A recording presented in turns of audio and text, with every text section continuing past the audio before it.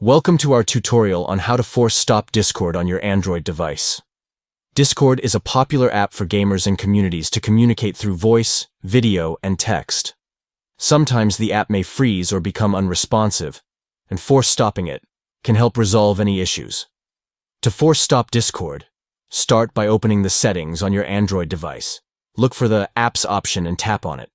This will show you a list of all the apps installed on your device.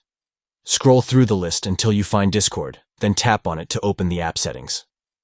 On the Discord app page, you will see buttons for Force Stop at the bottom right.